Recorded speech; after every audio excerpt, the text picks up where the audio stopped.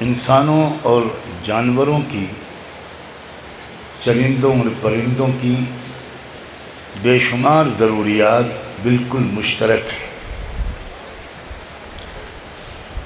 کھانا پینا، سونا، گرمی سردی سے حفاظت، بچوں کی پرورش،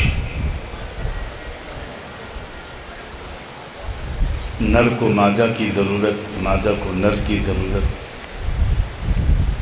یہ ضرورتیں جانوروں کی بھی ہیں اور انسانوں کی بھی ہیں۔ لیکن ایک ضرورت انسانوں کی وہ ہے جو انسانوں کے ساتھ مخصوص ہے، اور وہ ہے ایک اچھی زندگی گزارنے کی رہنمائی، کیونکہ انسان کو اللہ نے خیر اور شر، بھلائی اور برائی، نیکی اور بدی دونوں کی یکساں صلاحیت دی ہے۔ وَهَدَيْنَاهُ النَّجْدَيْنِ،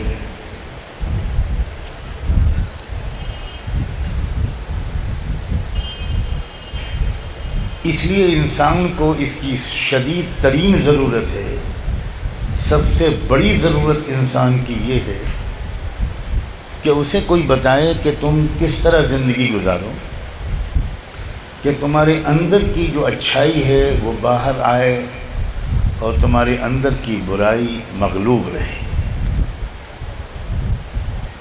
یہ انسان کی ایک فطری ضرورت ہے، یہ ایک فطرت کی پکار ہے۔ اسی ضرورت کا ذکر اللہ نے سورہ احزاب کی اس آیت میں فرمایا تھا کہ اِنَّا عَرَضْنَا الْأَمَانَةَ عَلَى السَّمَاوَاتِ وَالْأَرْضِ وَالْجِبَالِ فَأَبَيْنَ أَن يَحْمِلْنَهَا وَأَشْفَقْنَ مِنْهَا وَحَمَلَهَا الْإِنسَانُ۔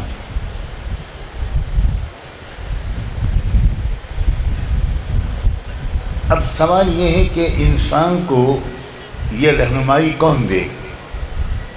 کس کو حق ہے کہ وہ انسان کی رہبری کرے؟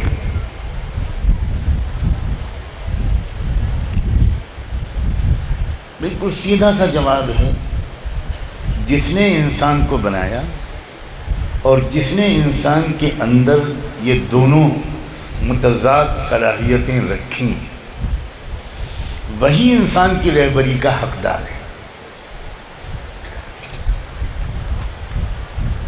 ایک کارخانہ، ایک فیکٹری کوئی مشین بناتی ہے تو اسی کارخانے کا حق بھی ہوتا ہے، فرض بھی ہوتا ہے کہ اس مشین کے استعمال کا طریقہ وہ سکھائے۔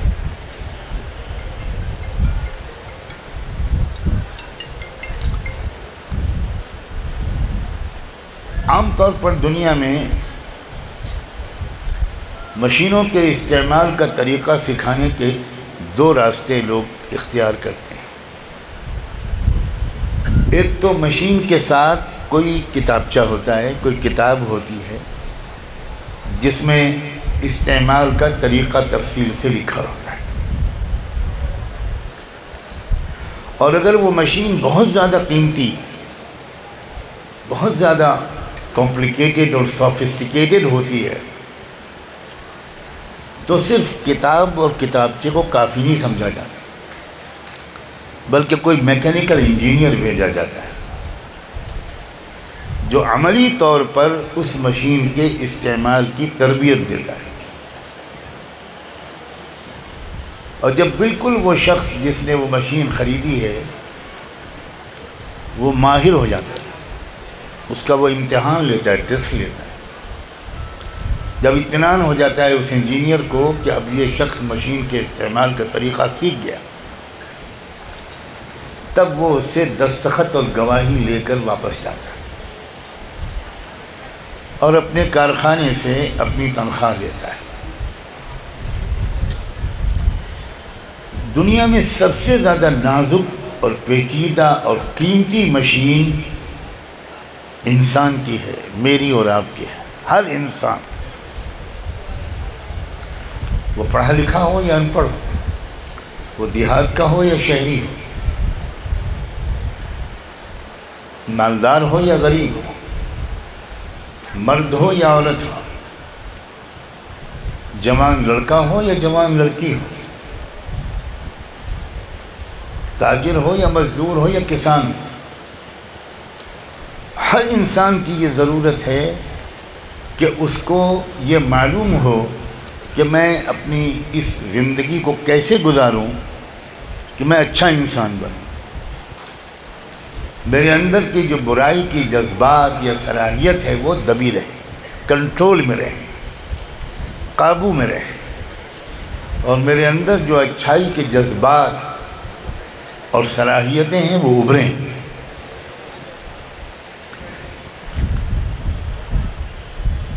سب سے بڑی ضرورت ہے انسان کی، اور انسانوں کی اسی ضرورت کی تکمیل کے لیے اللہ نے 1 لاکھ سے 1.25 لاکھ تک انبیاء علیہم السلام بھیجے۔ نبیوں کے آنے کا یہی واحد مقصد تھا۔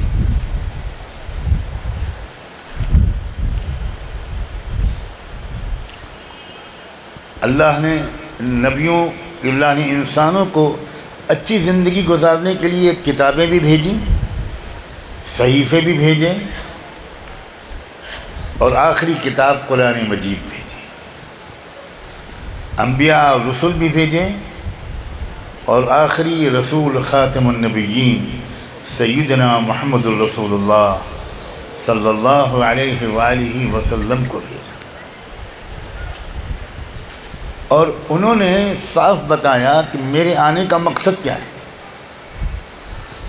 میں کوئی معجزے دکھانے آیا ہوں، یا میں کسی سے اقتدار اور حکومت چھیننے آیا ہوں، میں ملک و مال جمع کرنے کے لیے آیا ہوں؟ نہیں، بالکل نہیں۔ فرمایا انما بعثت معلما، میں اصل میں صرف اس لیے بھیجا گیا ہوں، انما، علماء جانتے ہیں کلمہ حصر ہے، میں صرف اس لیے بھیجا گیا ہوں کہ میں سکھاؤں۔ علم جو ہے یہ پڑھنے کو نہیں کہتے، سیکھنے کو کہتے ہیں۔ ہمارے زمانے میں اکثر لوگ علم کے ترجمہ یا مفہوم پڑھنا سمجھتے ہیں۔ پڑھنا بالکل الگ چیز ہے، اور سیکھنا بالکل الگ چیز ہے۔ بہت سے لوگ جو پڑھے لکھے ہوتے ہیں ضروری نہیں کہ وہ سیکھے ہوئے بھی ہوتے ہیں، اور بہت سے لوگ جو سیکھے ہوئے ہوتے ہیں ضروری نہیں کہ وہ پڑھے بھی ہوتے ہیں۔ صحابہ کرام کی اکثریت پڑھنا لکھنا نہیں جانتی تھی، لیکن دنیا میں کروڑوں علماء کو آپ ایک طرف رکھ دیجئے اور ایک ان پڑھ صحابی، اللہ میری گستاخی کو معاف کرے، ایک ان پڑھ صحابی کا علم ان کروڑوں پڑھے لکھے لوگوں سے کروڑوں گنا زیادہ ہو۔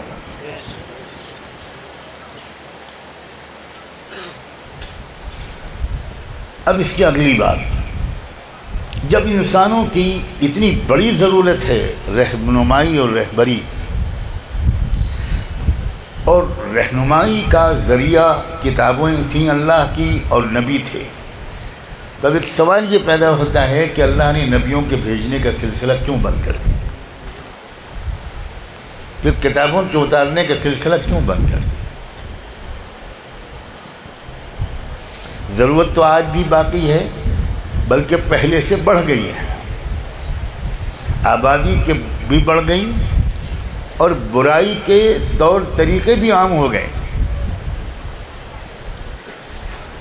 برائی کی طرف کھینچنے والی چیزیں بھی بہت بڑھ گئیں،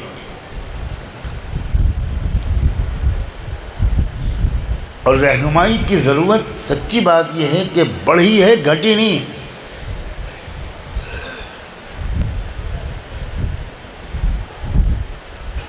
اب ایک اور تصویر کا دوسرا رخ،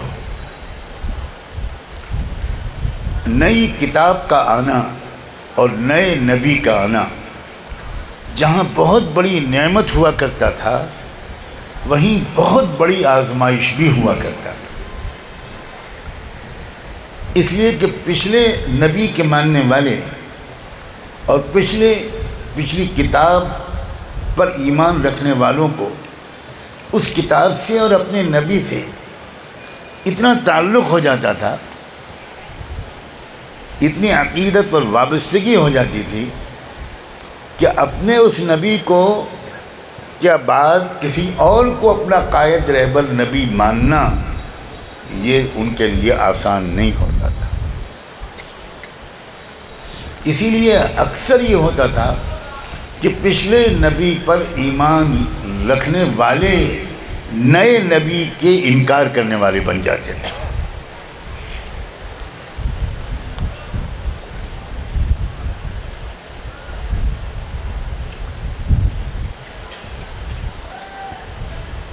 نبوت کو اللہ نے سیدنا محمد الرسول اللہ صلی اللہ علیہ وآلہ وسلم پر مکمل کر کے اور قرآن کے بعد کسی اور کتاب یا صحیفے کے نہ اتارے جانے کا اعلان کر کے اللہ نے اپنے محبوب سیدنا محمد الرسول اللہ صلی اللہ علیہ وآلہ وسلم کی امت کے ساتھ ہمارے اور آپ کے اوپر بہت بڑا احسان کیا۔ آپ غور کیجئے، سوچئے ذرا، آج اگر کوئی نیا نبی آتا تو 1000 گنہگار مسلمان ہو، اس کو جو تعلق ہے رحمت دو عالم صلی اللہ علیہ وآلہ وسلم کی ذات سے، جو اس کو محبت ہے، کیا کوئی عام مسلمان وہ اللہ کے رسول کے بجائے کسی اور کے دامن تھامنے کو تیار ہوتا؟ تو اس کا مطلب یہ ہوا کہ ختم نبوت بہت بڑی نعمت ہے۔ نبیوں کا آتا رہنا بھی نعمت تھا، اور نبیوں کا آنے کا سلسلہ مکمل ہو جانا اس سے بڑی نعمت ہے، کیونکہ امت محمدیہ اب اس امتحان سے ہمیشہ کے لیے محفوظ ہو گئی۔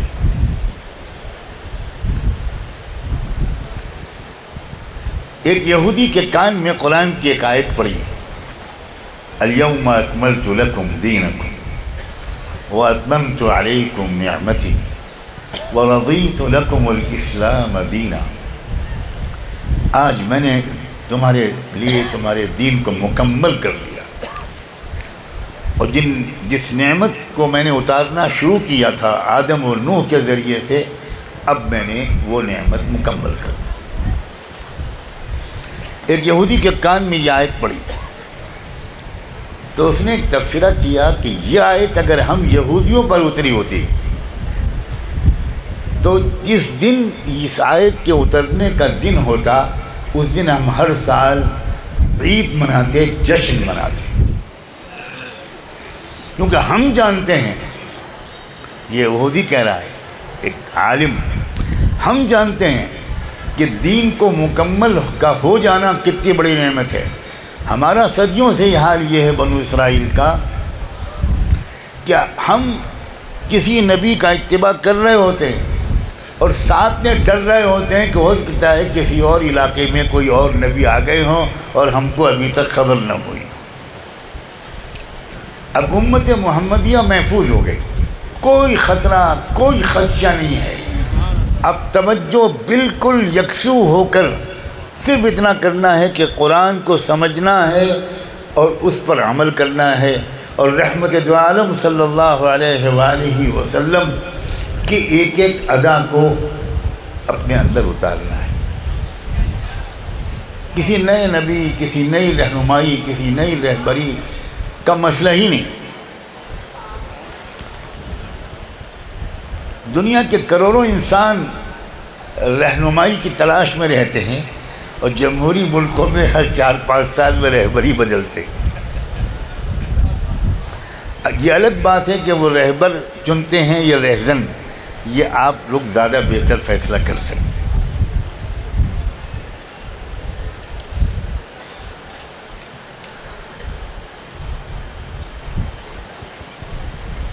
اب ایک اور سوال، مانا ہم نے کہ نبوت مکمل ہو گئی، یہ ایک نعمت ہے، مانا کہ قرآن کے بعد کوئی اور کتاب نہیں آئے گی، یہ بھی ایک نعمت ہے، کسی نئے رہبر کی تلاش سے ہم بالکل فارغ کر دیے گئے، بڑی نعمت ہے، مگر یہ بھی تو بتائیں علماء کہ زمانہ تو بدلتا رہتا ہے، زمانے کے مسائل، زمانے کے سوالات، زمانے کی نفسیات، زمانے کی الجھنیں، زمانے کے نعرے، زمانے کے چیلنجز، یہ تو بدلتے رہتے ہیں۔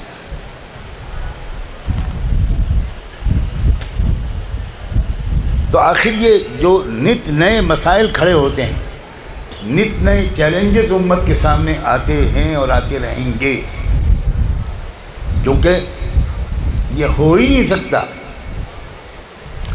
کہ زمانے کو جس حال پر چھوڑ کر گئے تھے اللہ کے رسول، زمانہ وہیں ٹھہر جائے، یہ نہیں ہو سکتا۔ زمانہ متحرک رہتا ہے، چلتا رہتا ہے، آگے بڑھتا رہتا ہے، نئے نئے مسائل، نئی الجھنیں، نئی نفسیات، نئے چیلنجز آتے رہتے ہیں۔ جب نبی نہیں آئے گا تو کیا ہوگا؟ اب آتا ہے آج کا مضمون، تعلیمی بیداری۔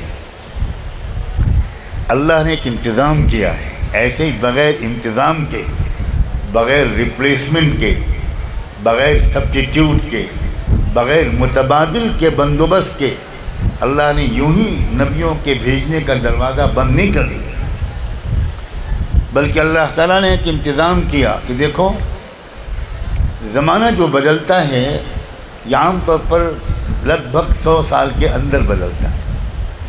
یہ بڑی اہم اور تفصیلی بات ہے، میں اس وقت اس مجمع کے سامنے اس کو نہیں چھوڑوں گا۔ ایک زمانے میں اللہ کے شکر ہے، اللہ نے مجھے تھوڑی توفیق دی طالب علمانہ طور پر،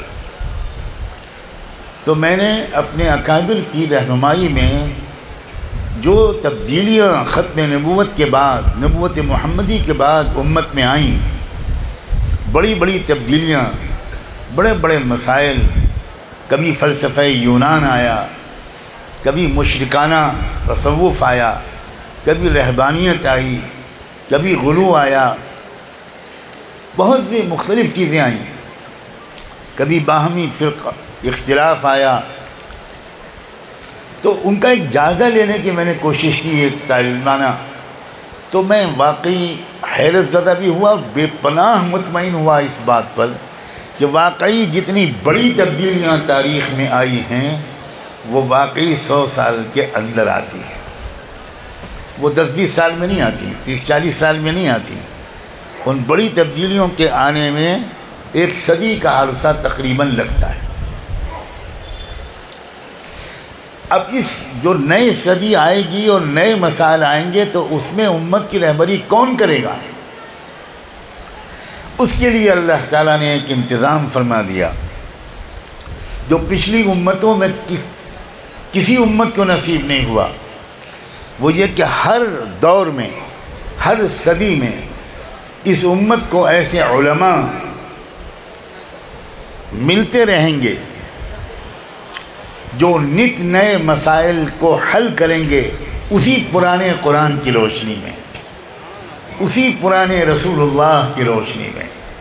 قرآن کو اس طرح سمجھیں گے وہ کہ ہر دور کے مسائل کے سلسلے میں وہ قرآن پر غور کریں گے اور قرآن کی آیات کو اس طرح پیش کریں گے کہ جیسے سننے والوں کو یہ اندازہ ہوگا، ایسا لگے گا کہ جیسے یہ آیت آج ہی اتری۔ قرآن اتنی زندہ کتاب ہے۔ میں اکثر اپنے طلبہ کو سمجھانے کے لیے بطور مثال کہتا ہوں، مثال کے طور پر آج 10 اکتوبر 2023 ہے۔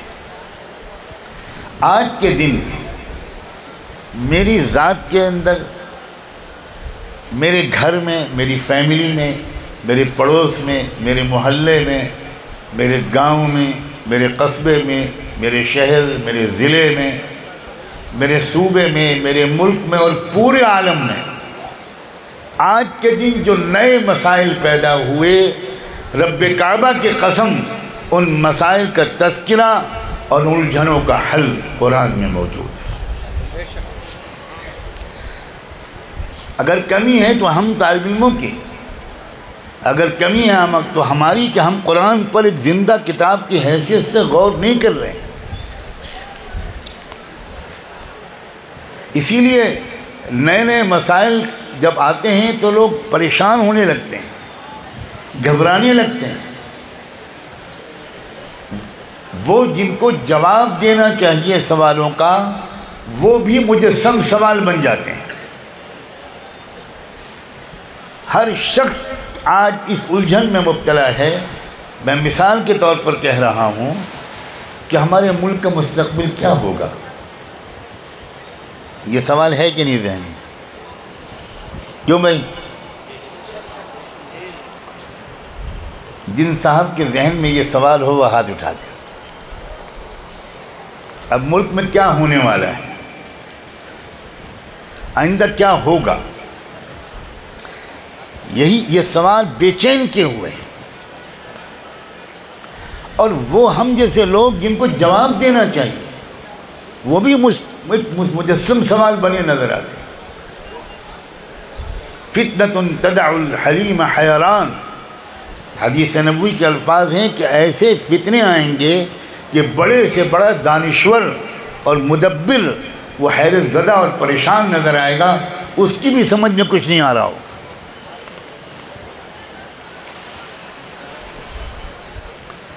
اور پھر ہم کیا کرتے ہیں؟ موجودہ حالات میں ہم کو کیا کرنا چاہیے، ہمیں کیا کرنا چاہیے، اس کا حل ہم پوچھتے ہیں صحافیوں سے، اس کا حل ہم تلاش کرتے ہیں اخباروں کے اداریوں میں، اس کا حل ہم پوچھتے ہیں سیاسی لیڈروں سے، سیاسی پارٹیوں سے۔ اور اخباروں کا حال یہ ہے کہ ایک لطیفہ سناؤں آپ کو۔ کبھی بہت دیر سے سنجیدہ گفتگو سنتے سنتے نیند بھی آنے لگتی ہے۔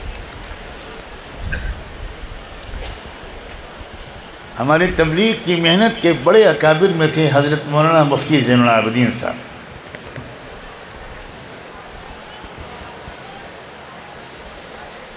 ایک بار وہ اخبار پڑھ رہے تھے، حضرت جی مولانا یوسف صاحب نے ولی اللہ مرقدہ نے ان کو دیکھا، پوچھا مفتی جی کیا کر رہے ہو؟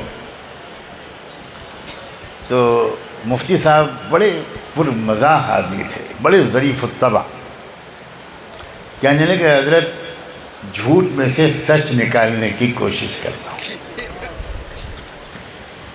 یہ واقعہ ظاہر ہے سن 60-61 کا ہے، آج سے 60-65 سال پہلے۔ تو اس وقت تو واقعی ایک آدھ گرام سچ نکل آتا ہوگا۔ آج کے اخباروں میں تو میرا خیال ہے 200 کلو میں 5 گرام بھی سچ نہیں نکلتا۔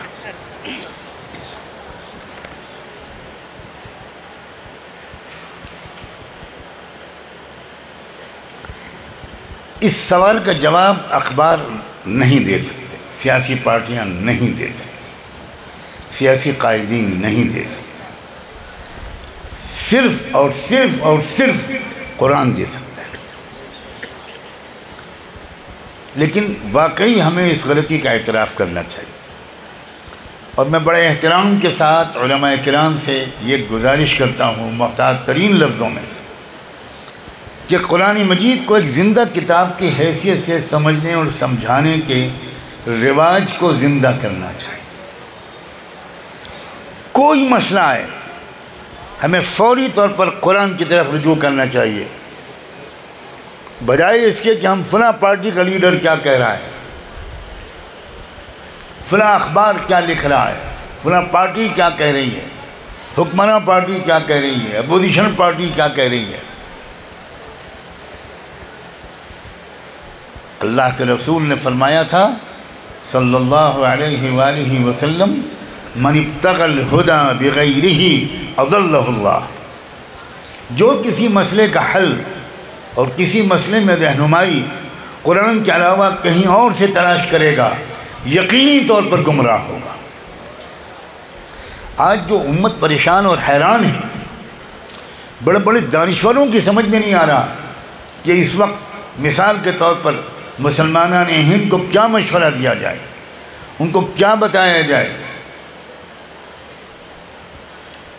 اگر قرآن مجید کا صحیح علم ہوتا اور زمانے کے حالات کا بھی صحیح علم ہوتا اور جامع قسم کی تعلیمی بیداری ہمارے پاس ہوتی تو امت کی زیادہ بہتر رہبری کے ہم اہل ہوتے۔ زمانے کے حالات، زمانے کی کروٹوں، زمانے میں زمین کے اوپر اور زیر زمین کیا ہو رہا ہے اس سے مکمل واقفیت یہ علماء کی ذمہ داری ہے۔ ہمارے کئی فقہاء کی طرف اس طرح کے جملے منسوب ہیں کہ من لم یعرف احوال زمانہ فہو جاہل۔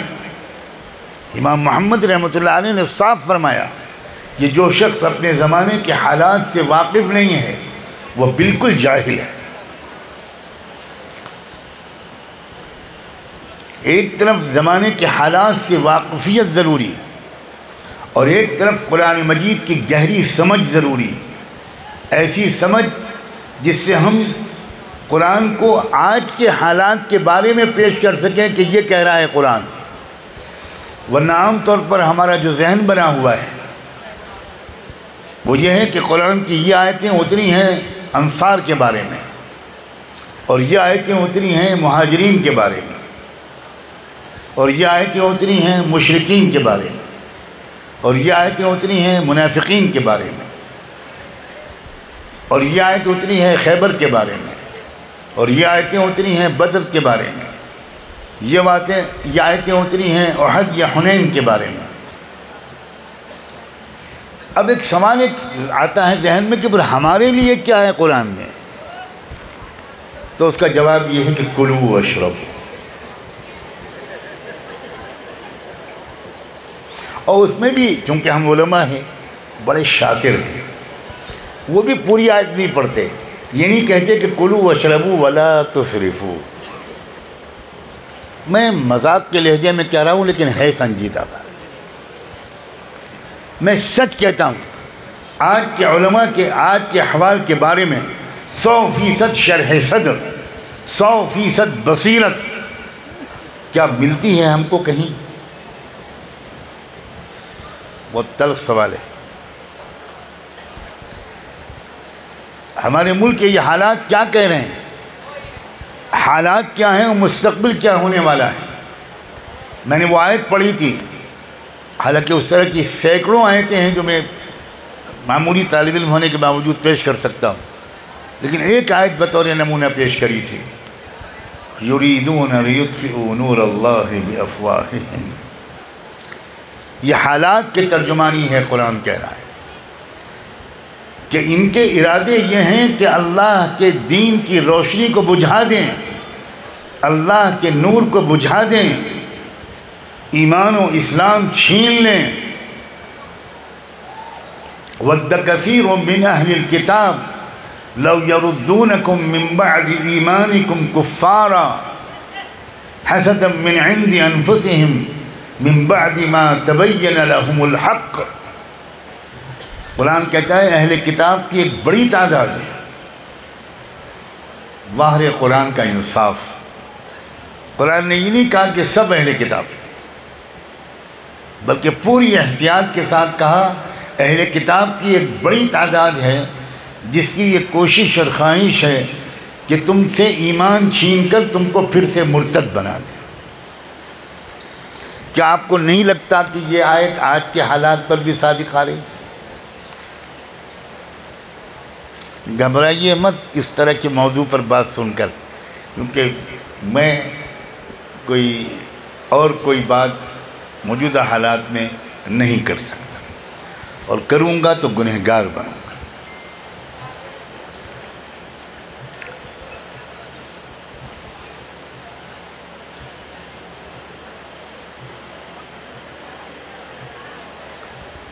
وَدَّ كَثِيرٌ مِّنْ أَهْلِ الْكِتَابِ، یہ مدنی دور کی آیت ہے، یہ مکی دور کی آیت نہیں ہے، یہ سورہ بقرہ کی آیت ہے جس میں حالات کا تذکرہ کرتے ہوئے اللہ نے فرمایا بہت بڑی تعداد اہل کتاب کی، اے صحابہ اور صحابیات و اہل بیت، تم سے ایمان کو چھین لینے کی سازشیں کر رہی ہیں۔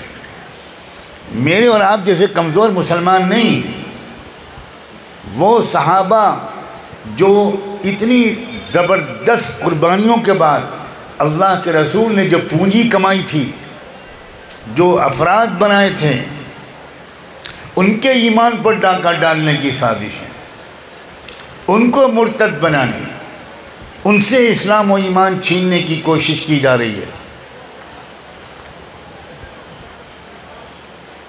اور یہ کوشش کسی غلط فہمی کی وجہ سے نہیں کی جا رہی ہے۔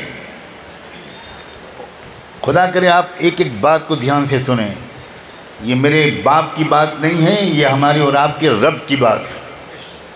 حسدا من عند انفسہم، یہ لوگ جو تم سے اسلام اور ایمان کو چھیننا چاہتے ہیں، ان کو اچھی طرح معلوم ہے کہ اسلام اور ایمان برحق ہے، لیکن یہ تم سے جلتے ہیں، ان کے اندر تم سے حسد اور جلن کی بیماری ہے۔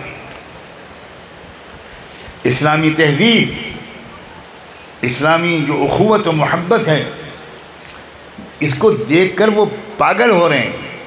تم جس طرح اپنے وقت کا صحیح استعمال کرتے ہو، یہ میں آپ سے نہیں کہہ رہا ہوں، یہ اللہ نے جو صحابہ کو مخاطب کیا تھا میں وہ کہہ رہا ہوں۔ تم جس طرح اپنے مال کا صحیح استعمال کرتے ہو، تم جس طرح اپنے گھروں کو خوشیوں سے آباد رکھتے ہو، تم جس طرح اپنی راتوں کو ذکر سے آباد رکھتے ہو، تم جس طرح دن میں مسکراتے اور راتوں میں روتے ہو، تم جس طرح اپنے بچوں سے پیار کرتے ہو، تم جس طرح حلال کمائی کا اہتمام کرتے ہو، جس طرح تم غربت اور جہالت کو مٹانے کے لیے اپنی صلاحیتیں اور اپنا مال، جان، وقت سب کھپاتے ہو، تم جس طرح بھلائیوں کو پھیلانے کی کوشش کرتے ہو، تم جس طرح صاف ستھری زندگی گزارتے ہو، تمہارے کپڑے صاف، تمہارے بدن صاف، تمہارے لباس صاف، تمہارے گھر صاف، تمہارے صحن صاف، تمہارے شہر صاف، یہ سب دیکھ کر اہل کتاب اس شاندار تہذیب اور تربیت یافتہ قوم کی ترقی پسندانہ زندگی کو دیکھ کر وہ حسد میں مبتلا ہو رہے ہیں۔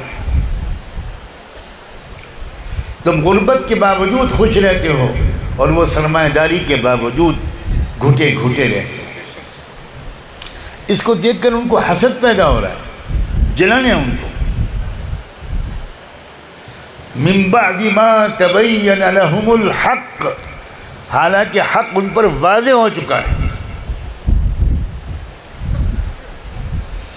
میں پورے یقین کے ساتھ کہتا ہوں، اور 30-35 سال کے براہ راست ملاقاتوں، مشاہدوں، تجربوں، مطالعوں اور گفتگو کی روشنی میں اس موقر مجمع میں بھی کہتا ہوں کہ ہمارے ملک میں شرک اور کفر کی سونامی لانے والے دہشت گردوں کو بالکل یقین ہے کہ اسلام دین برحق ہے۔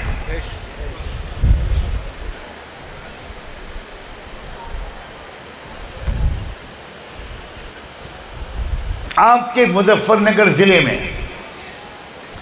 میں ایک ایسے شخص سے ملا ہوں، آج میں بہت بڑی بات کہنے کی جرأت اور جسارت کر رہا ہوں،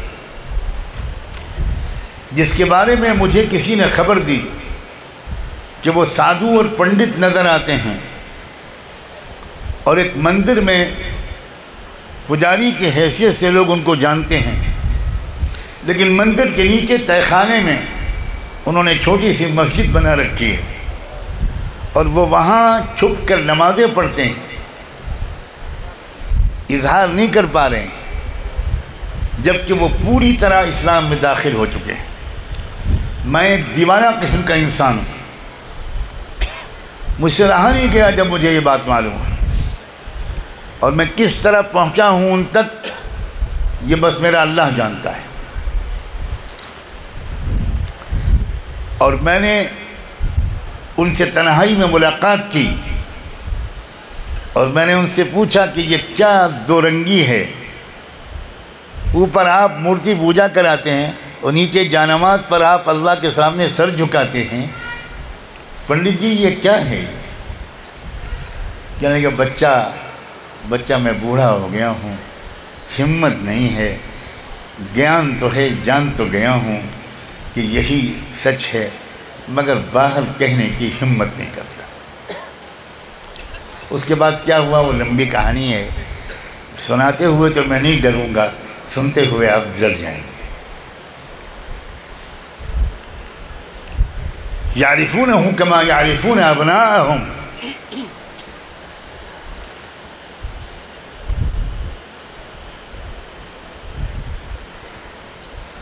قرآن مجید ایک بات کہتا ہے کہ دیکھو یہ ان کے ارادے یہ ہیں، جیسے میں نے ابھی کہا ان کے ارادے یہ ہیں، لیکن کیا یہی مستقبل ہے؟ کیا یہی ہوگا؟ کیا آخری نتیجہ اس کشمکش کا یہی نکلے گا؟ اللہ نے فرمایا واللہ متم نورہ، اللہ نے فرمایا یہ چراغ بجھانا چاہتے ہیں اور اللہ اس چراغ کی روشنی کو مکمل کر کے رہے گا۔ وَلَوْ كَرِهَ الْكَافِرُونَ، چاہے انکار کرنے والوں کو جتنا بھی برا لگے۔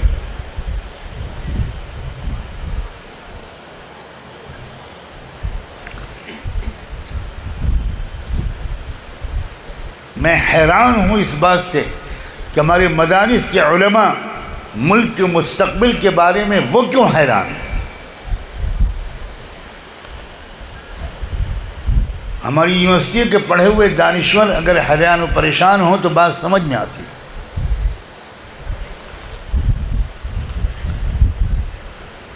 اپنے آپ کو امام الہند حضرت امام شاہ ولی اللہ دہلوی رحمۃ اللہ علیہ کی فکر اور علوم کے وارث سمجھنے والے کیوں پریشان ہیں؟ مجھے واقعی اس پر حیرت ہے، اور آج میں اکابر علماء کے سامنے آپ سب کے سامنے اپنی یہ حیرت کو ایک طالب علم کی حیثیت سے پیش کرنا اپنا فرض سمجھتا ہوں۔ حضرت شاہ ولی اللہ رحمۃ اللہ علیہ نے اپنی مشہور کتاب تفہیمات الہیہ میں ایک باب باندھا ہے جس میں انہوں نے لکھا ہے، ایک باب باندھا ہے کہ ان قوموں کی تاریخ اس باب میں بیان کرنے کی شاہ صاحب نے کوشش کی جن قوموں کو نبوت محمدی سے ہدایت بھی ملی اور عزت اور اقتدار بھی ملا۔ اس میں سب سے پہلے آپ نے قریش کا ذکر کیا، عربوں کا ذکر کیا کہ ان کو ہدایت بھی ملی اور ان کو خلافت و اقتدار بھی ملا۔ اس کے بعد تاتاریوں کا ذکر کیا، میں بالکل خلاصہ پیش کر رہا ہوں۔ تاتاریوں کا ذکر کیا کہ تاتاری اتنے بڑے اسلام دشمن تھے، مسلمانوں کے اتنے خونی دشمن تھے کہ خون کی ندیاں بہا دی تھی تاتاریوں نے، قتل عام کرتے تھے مسلمانوں کا۔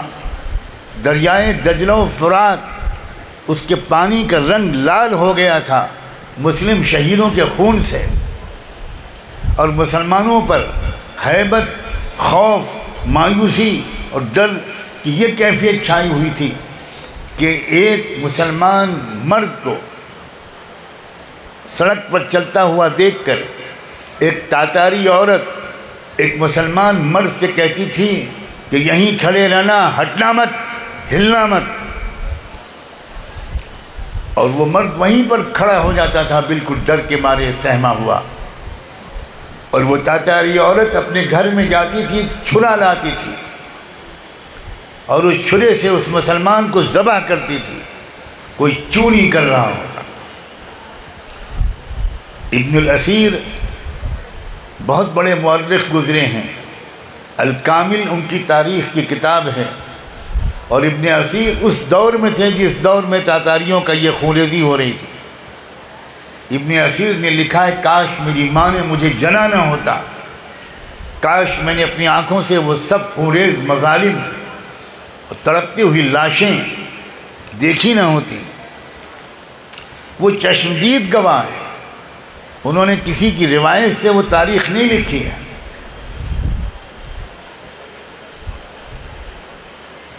پھر کیا ہوا؟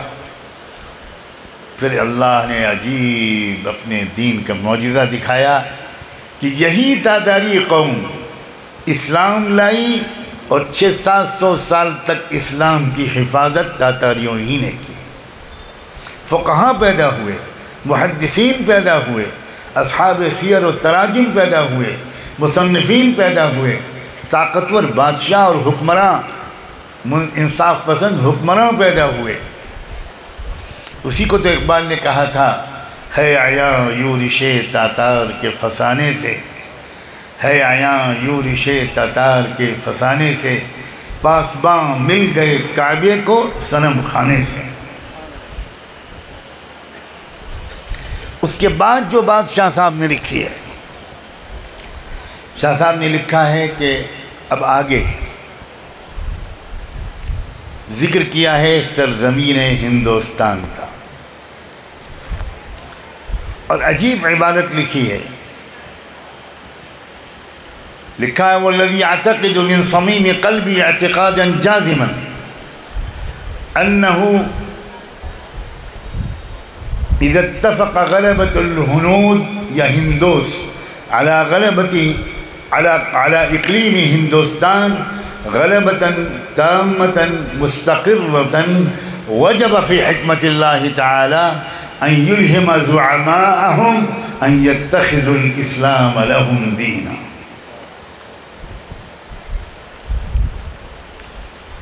حضرت شاہ صاحب نے لکھا ہے کہ جب کبھی اقلیم ہندوستان پر ہندوؤں کا مکمل غلبہ اور قبضہ ہو جائے گا تو اس وقت اللہ کے منصوبے میں یہ لازم ہو جائے گا۔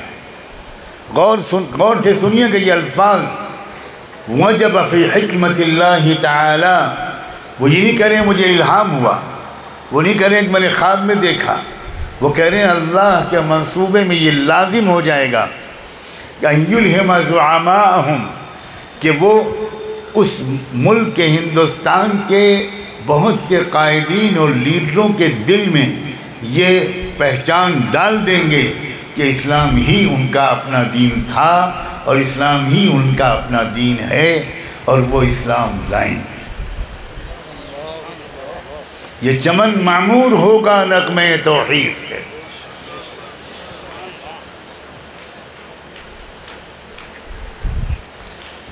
علامہ اقبال کی ایک بڑی نظم ہے اسی پورے مضمون پر مشتمل، آخری شعر ہے اس کا،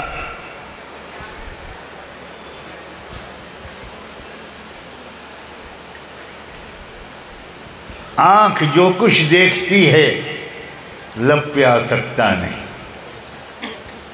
آنکھ جو کچھ دیکھتی ہے لب پہ آ سکتا نہیں۔ مشکل یہ ہے کہ ہمارے پاس دل کی آنکھیں نہیں ہیں، ہم اندھے ہیں دل کے، اور یہ باتیں ان آنکھوں سے نہیں دکھائی پڑتی، یہ باتیں دل کی آنکھوں سے دکھائی پڑتی۔ انہا لا تعمل ابصار ولكن تعمل قلوب التي في الصدور۔ اب یہ آپ کا ایک بالکل کم چھوٹا معمولی پڑھا لکھا طالب علم کیا دیکھ رہا ہے اس وقت ملک میں بہت صاف لفظوں میں کہنا چاہتا ہوں، کسی لاگ لپیٹ اور اشارے کی مجھے کوئی ضرورت محسوس نہیں۔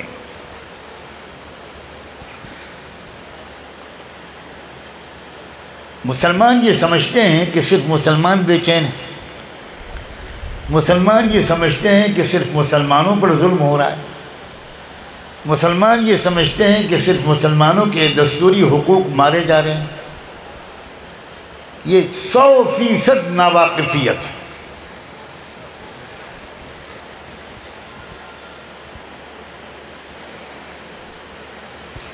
میں اللہ کو گواہ بنا کر کہتا ہوں، اس قابل احترام ادارے کے اس موقر جلسے میں،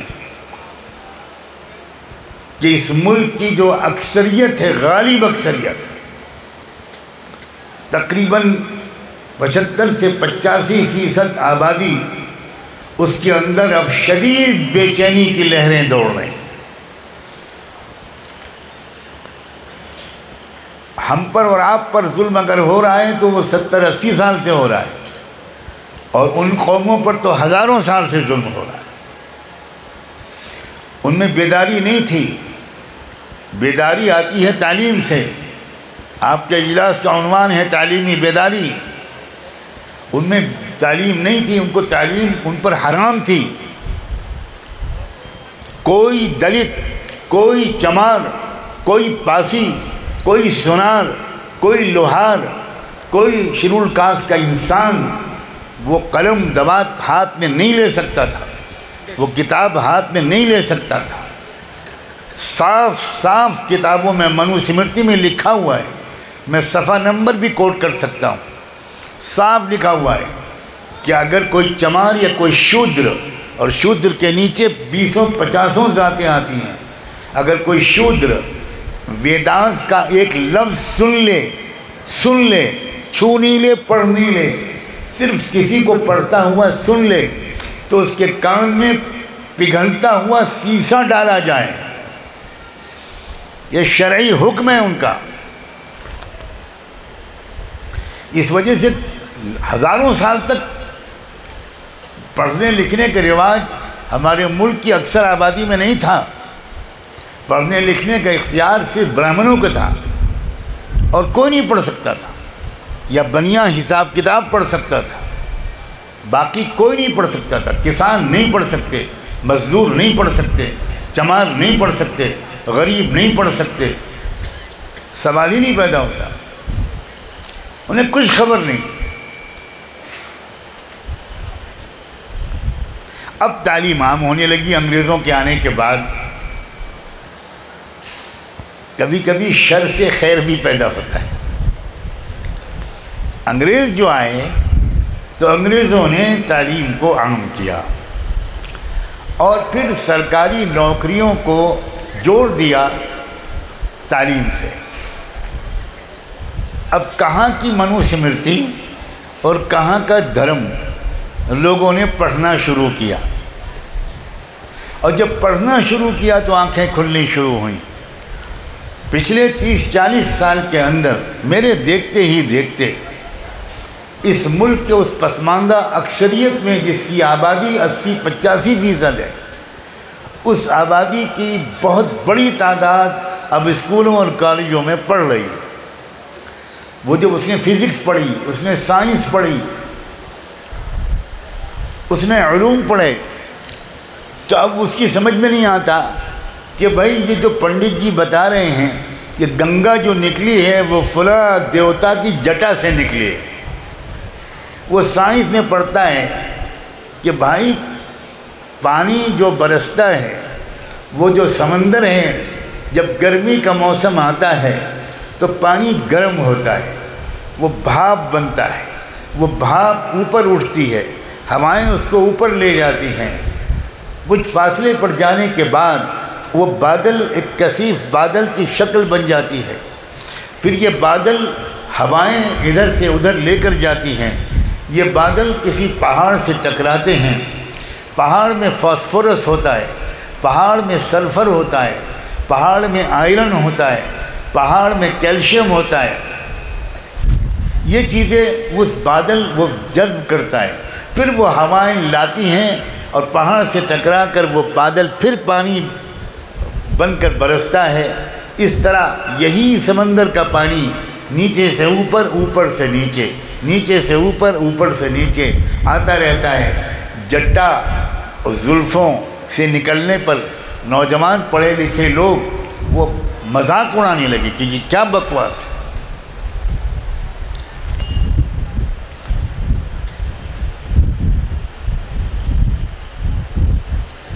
چنانچہ اب بے چینی، پھر جو ظلم جو ان کو بنیادی حقوق سے محروم کیا گیا سینکڑوں ہزاروں سال سے، چھوت چھات کا مسئلہ کہ وہ چھو نہیں سکتے، وہ مندر میں جا نہیں سکتے۔ ہمارے ملک کی موجودہ صدر جمہوریہ راشٹرپتی مرمو ابھی چند دن پہلے ایک مندر میں گئیں، آپ ویڈیو دیکھ سکتے ہیں کہ ان کے ساتھ کے گئے ہوئے منسٹرز جو اونچی ذات کے تھے ان کو اندر مندر کے گربھ گرہ میں جانے دیا گیا، لیکن راشٹرپتی پیچھے کھڑی رہیں، وہ اندر نہیں جا سکی۔ تو یہ حالات کیا بتا رہے ہیں؟ بے چینی جس طرح پھیل رہی ہے، نفرتیں اسی لیے پیدا کرنے کی کوشش کی جا رہی ہے، اور تعلیمی بیداری ہی اس کا حل ہے۔ تعلیمی بیداری کا کیا مطلب، میں بہت واضح کر دوں، آپ کے ذہن میں تعلیمی بیداری کا مطلب کیا ہے یہ میں نہیں جانتا، میں ضرور استفادہ کروں گا۔ میرے ذہن میں تعلیمی بیداری کا مطلب یہ ہے کہ آپ قرآن کو ایک زندہ کتاب کی حیثیت سے سمجھے ہوئے ہوں اور حالات حاضرہ کو بھی گہرائی سے سمجھیں، تاکہ آپ ہر بیماری کا نسخہ قرآن سے لے لیں، تاکہ آپ ہر سوال کا جواب قرآن سے لے لیں۔